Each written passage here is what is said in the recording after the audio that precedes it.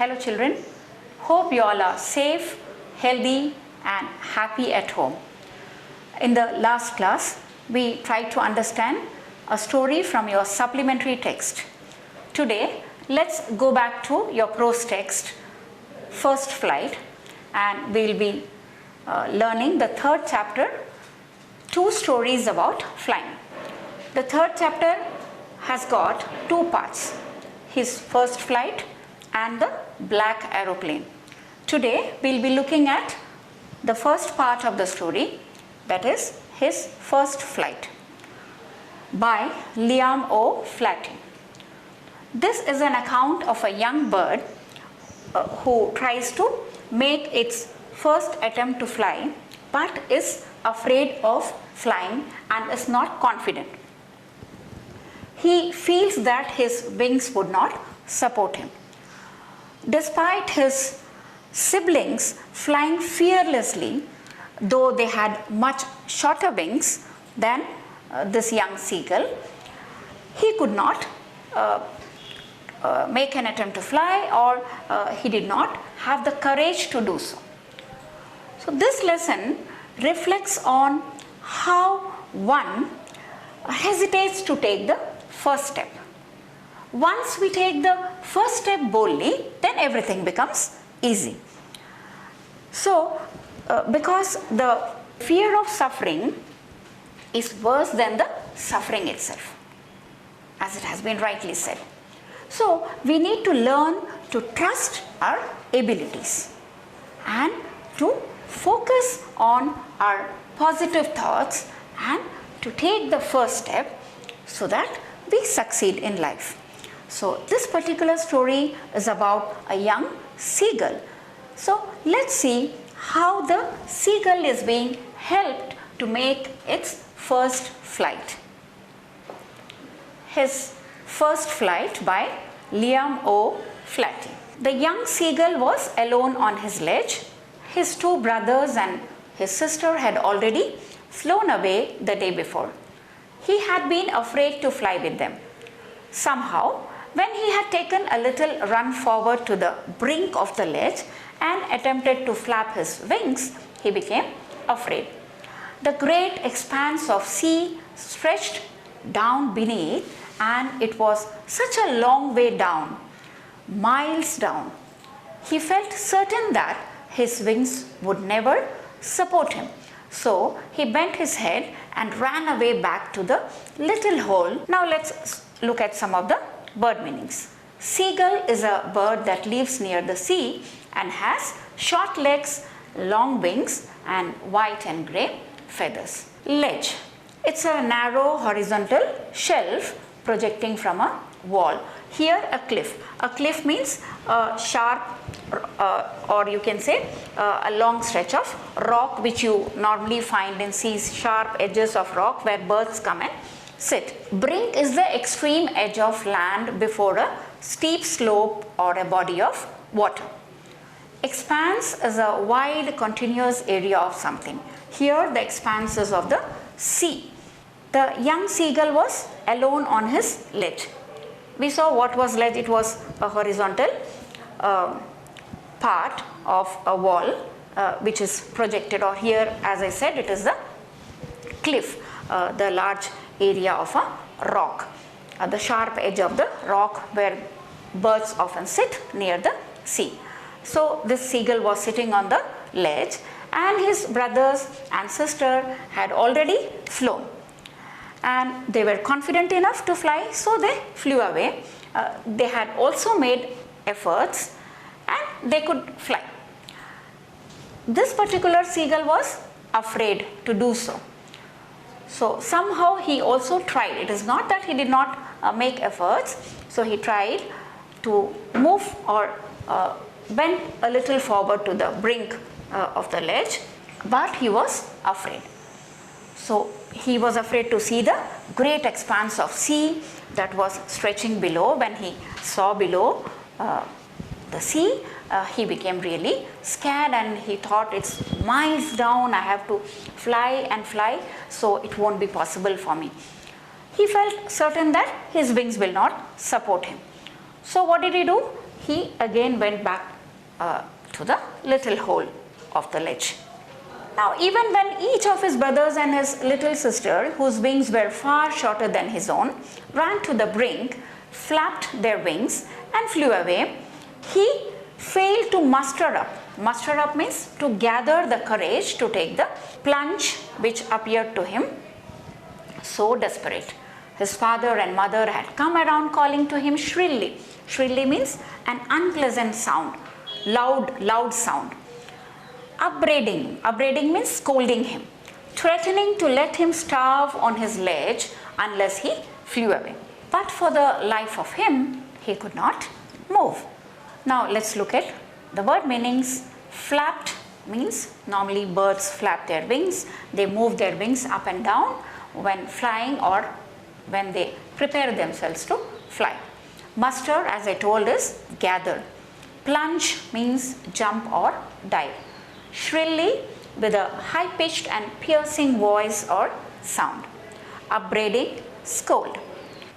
So now when his brothers and little sister, whose wings, as I told you, were much shorter than the seagull, they were able to fly confidently, and even they were supported by their parents.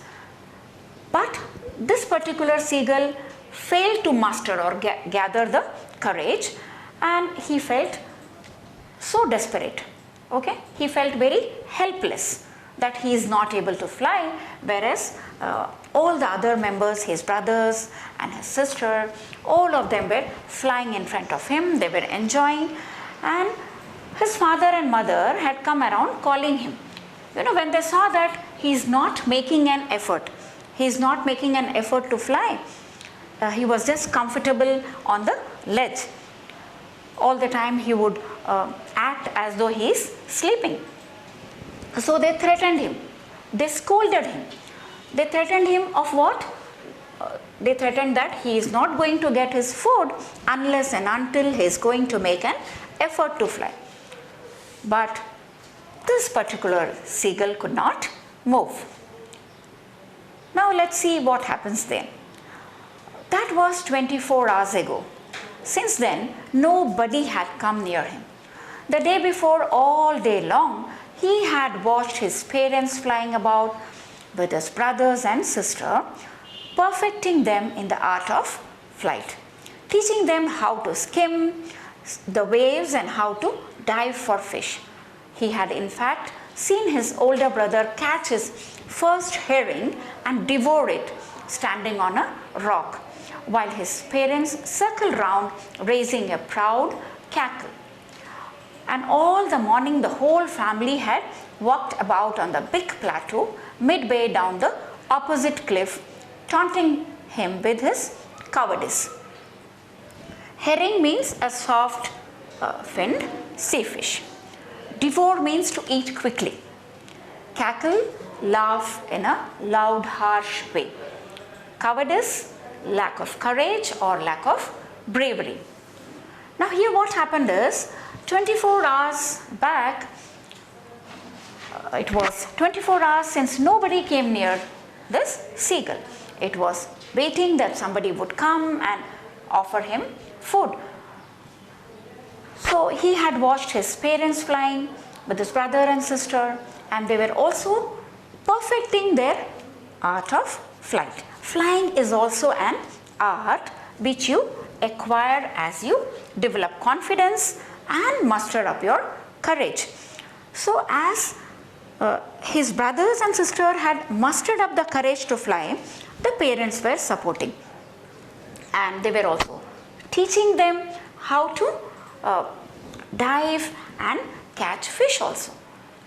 So he could also see his brother who had caught one herring, that is, I told you, a soft finned fish, and he was enjoying that fish standing on a rock. And while he was doing this, the parents were encouraging him, and they stood around him and they were proudly making sounds. And all the morning the whole family had walked about the opposite cliff, taunting him with his cowardice. Cowardice means what? Lack of fear. So they were teasing him that he was a coward. He was not able to fly, while all of them were flying together. This particular seagull was just waiting that someone would come and feed him and did not make any effort to fly. The sun was ascending the sky, blazing on his ledge that faced the south. He felt the heat because he had not eaten since the previous nightfall. He stepped slowly out to the brink of the ledge, and standing on one leg with the other leg hidden under his wing, he closed one eye, then the other, and pretended to be falling asleep. Here pretended means he showed as though he was sleeping. He was acting, pretending. Still, they took no notice of him. He saw his two brothers and his sisters lying on the plateau, dozing with their heads sunk into the necks. His father was preening the feathers on his white back. Only his mother was looking at him. She was standing on a little high hump of the plateau, her white breast thrust forward. Now and again, she tore a piece of fish that lay at her feet and then scraped each side of her beak on the rock. Scrap means to rub and clean. So she was every now and then rubbing and cleaning her beak also on the rock. The sight of the food maddened him. How he loved to tear food that way, scraping his beak now and again to wet it. Now, ascending the sky means the act of rising up through the air. Preening to tidy and clean its feathers. Hump a rounded raised mass of earth or land. Here scrapped means discard. The sun was now slowly coming up, and this young seagull could feel the heat because he had not eaten anything and he was hungry also. And none of the family members bothered that he was hungry because they wanted to teach him a lesson.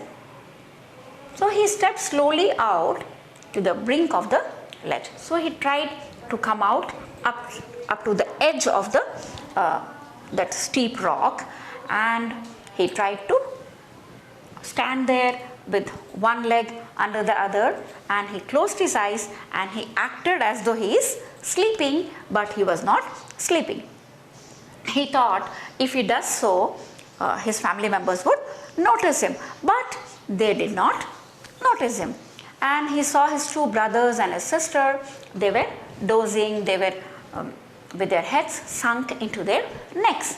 So after flying and having their food, they were now resting. And his father was preening his feathers, means he was cleaning his feathers. Then, who was the one who noticed him? That was his mother. Of course, the mother was really worried about this young seagull, so she was noticing him. And at the same time, what did she do? She also tried to tear a piece of fish that lay at her feet, and then she was also scraping each side of her beak. She was also scraping her beak, and at the same time she was trying to tear that fish which was there in front of her. This attracted the young seagull. As such, he was hungry, and when he saw the fish and the mother trying to tear away the fish, he loved to do so, but he was helpless and he did not have any food. So he was trying to look at his mother with expectation and hope that she would bring some food for him. Now, ga ga ga, he cried, begging her to bring him some food. Caw, call, ah, she screamed back derisively. Derisively means, to show someone that he or she is stupid. So she wanted to tell her with her sound that he is a coward. He is scared to fly. He is not making an effort. But he was desperately waiting for food, and he kept on calling plaintively, and after a minute or so, he uttered a joyful scream. Why joyful scream? Because he could see his mother picking up a piece of fish and flying across him. And the moment he saw his mother bringing a piece of fish for him, he leaned out eagerly, tapping the rock with his feet. He was making sound with his feet because he was happy that at last mother is bringing food for him. So she came near him, but what did she do? Before she could reach him, she just halted. Halted means she just stopped, and her wings were motionless, and she had the piece of fish in her beak, and it was very near to the seagull. And he waited a moment in surprise that why mother is not coming near to me and giving me this fish. But she did not come near. And then, maddened by hunger, he dived at the fish. Now, this was the mother's technique to make this young seagull fly. So, let us look at the word meaning. Derisively means in a manner expressing contempt or ridicule. Plaintively means sad. Uttered, make a sound with one's voice. Halted means stopped. So here what happened was, the mother had made an effort to teach a lesson to this particular seagull, because when all the other efforts failed, the mother had the only option of the food, carrying the food and not offering it to the young seagull. So the seagull waited and finally, as you know that it was very hungry and it couldn't control himself after seeing the fish so very near to him. So children, what did he do? Now hunger made him take the first step. So what did he do?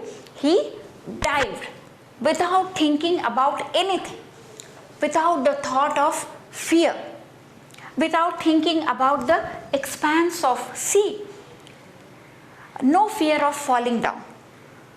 He suddenly dived at the fish. So this was the first step taken by the seagull. And let's see what happens next. With a loud scream, he fell outwards and downwards into space. Then a monstrous terror seized him and his heart stood still. He could hear nothing, but it only lasted a minute. The next moment he felt his wings spread outwards. The wind rushed against his breast, feathers, then under his stomach and against his wings. He could feel the tips of his wings cutting through the air. He was not falling headlong now. He was soaring gradually downwards and outwards. He was no longer afraid. He just felt a bit dizzy. Then he flapped his wings once and he soared upwards. Soared means go up and up. Ga ga ga, ga ga ga, ga kol aha. His mother swooped past him, her wings making a loud noise. He answered her with another scream. Then his father flew over him screaming. He saw his two brothers and his sister flying around him, curveting and banking and soaring and diving. Now monstrous means very horrible or fearful. Seized means to grab. Headlong with the head foremost. Soaring, flying or rising high in the air.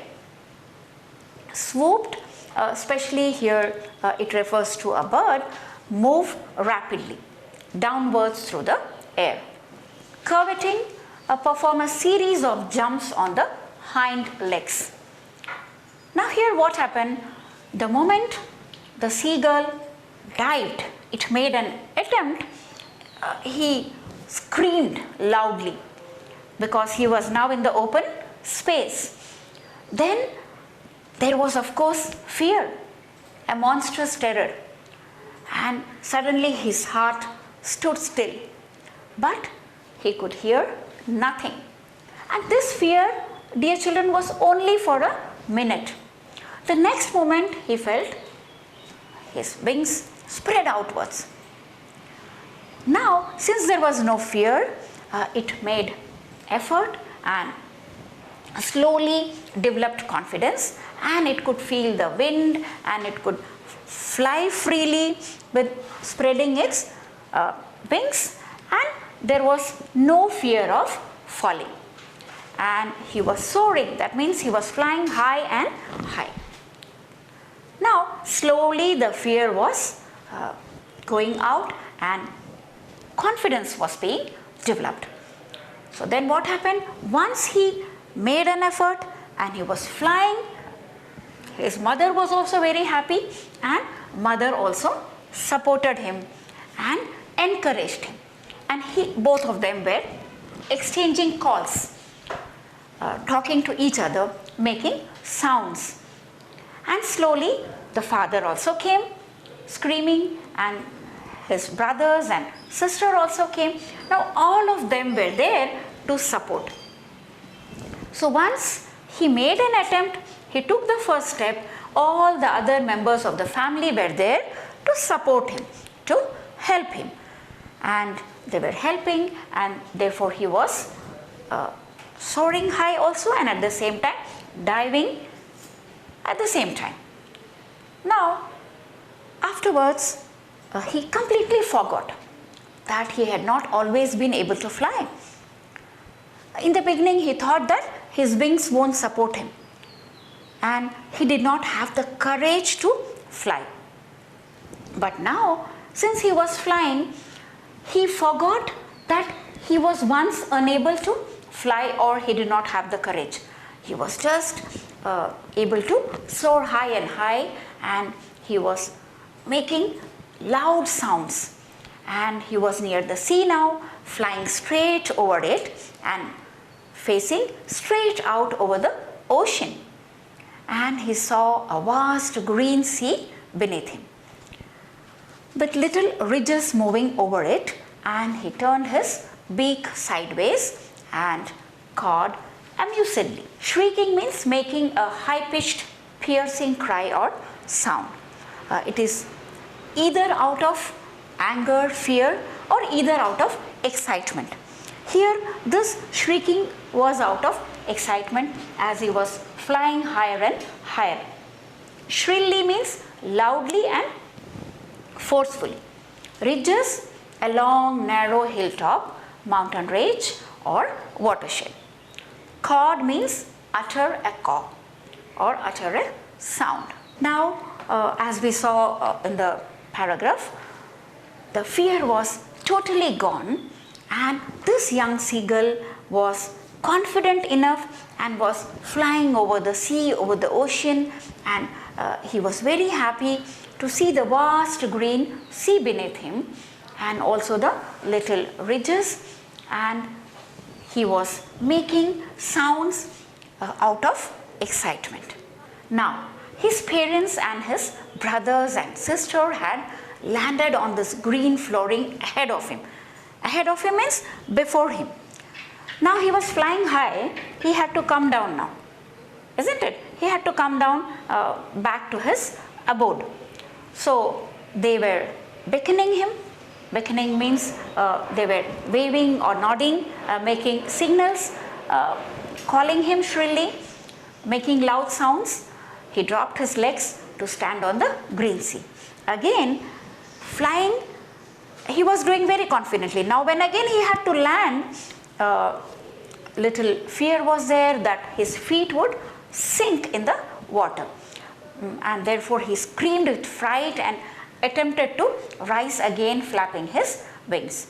But he was tired and weak with hunger because he had not eaten anything, and it was his first attempt to fly. A lot of courage was required, and he put lot of efforts. So now he was tired. because of this strange exercises that he did for the first time. And his feet sank into the green sea, and then his belly touched it, and he sank no farther. He was floating on it, and around him his family screaming, praising him, and his family was offering him scraps of dogfish. He had made his first flight. So here you have only one word, beckoning, gesture, or it is even making signals, either by nodding or by waving. Okay. So here when the birds, his parents and his brothers were encouraging him. Now since he had taken his first flight, so all of them were with him, encouraging him, supporting him, and they also offered him scraps of dogfish. This was the first flight made by the young seagull. Dear children, I hope you have understood the story, and at the same time you would also remember incidents from your own life where you had put an effort to develop a skill. It could be anything. Maybe you might have learned swimming, and what were the fears initially, who taught you or who encouraged you, who helped you to muster your courage. So you might remember all those things. For example, a child, even as a child, when you had learned how to walk, like this young seagull had learned to fly, how a child walks initially, and how the parents support and help the child in walking or taking the first step. The child falls down many times, but it is not that the child loses hope or stops walking, or the parents leave him just like that. Of course, the parents support. So in the same way, you learn so many things in your life, and you might have your own experience. So you would also like to recollect your own experience of learning a particular skill. What was the fear that you had initially, and how you took the first step, and how you could muster the courage and finally succeed in learning those skills. So if you try to recollect and try to write them down in your notebook, it would help you greatly in answering the questions. So the probable questions you would practice at home, or I would request you to write in your notebook and practice, is what were the fears that the young seagull had initially, or why he was not able to fly whereas his siblings were flying fearlessly. So what were the challenges, right?